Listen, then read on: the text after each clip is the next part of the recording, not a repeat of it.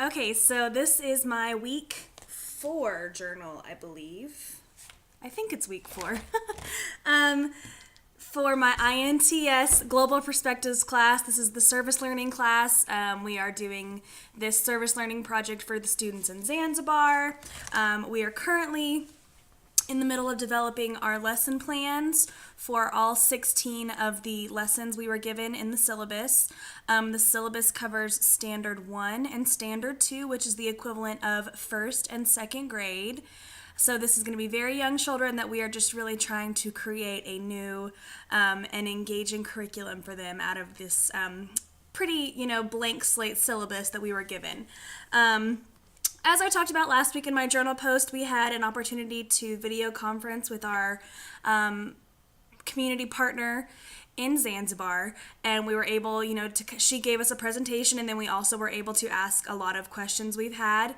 So we actually got emails back today from Dr. Tanner and from our community partner with some of the questions answered that she wasn't able to provide the answers to last week. So we didn't have class today because we have an exam online, so we're just doing our exams and all of our assignments today instead of going up to campus to go to class.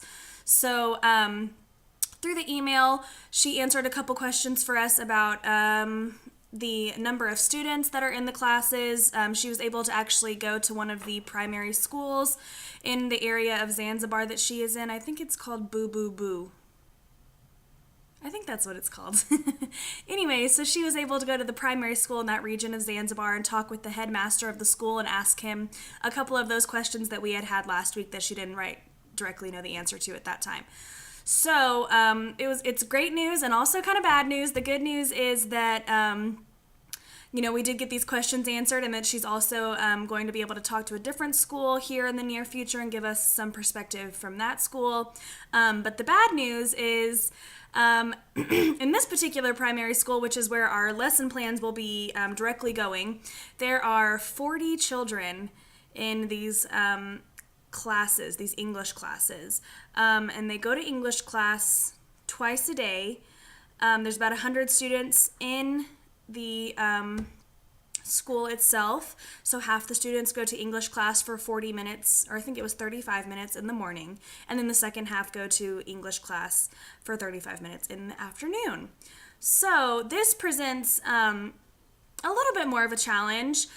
She said that because there's so many students and first and second graders are big balls of energy, I think one of our biggest challenges is going to be able to try and create effective lesson plans for that large amount of students. She said there's usually one teacher and one teacher's aide in the classroom, so teachers are obviously quite outnumbered. So we need to keep that in mind whenever we're creating our activities. Something that can be manageable for that many students in that short amount of time that's really going to be effective for them still.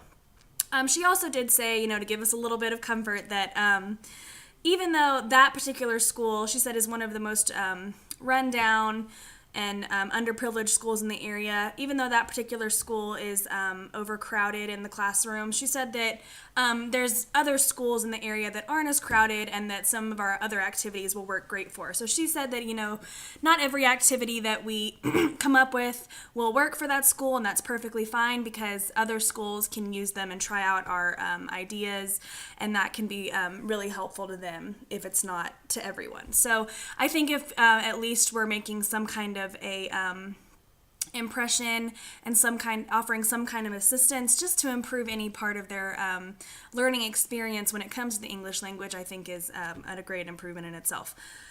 So that's pretty much all that's developed this week. Our assignment 2 is due next Tuesday. So since I am group leader for that assignment, I'm just kind of, communicating with the group, making sure everyone's understanding what their assignment is, making sure everyone's on top of their lesson planning. Obviously, I'm here if anyone has any questions about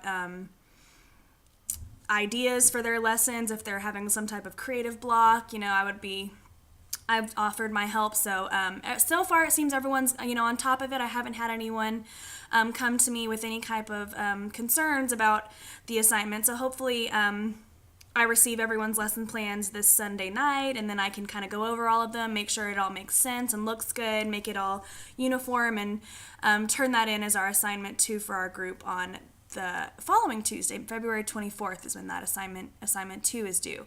So so far that's about it. We have our first exam in the class today. I haven't taken it yet, so I plan on taking it this evening. I'm going to have to study a little bit before, make sure I got all the information that I need to do well on it.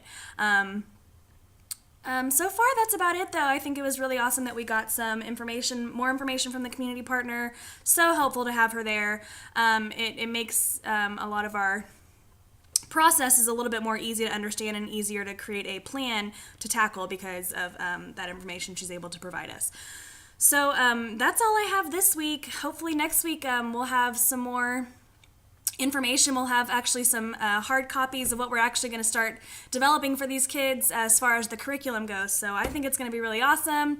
I'm excited to actually get the ball rolling once we have all of our outline put together about these about the lesson plans. So I'm excited to see what everyone has come up with as their lesson plans, their creative activities, games, worksheets, all of those type of things. So that's about all I have this week. So thank you for watching, and I'll talk to you next week. Thank you.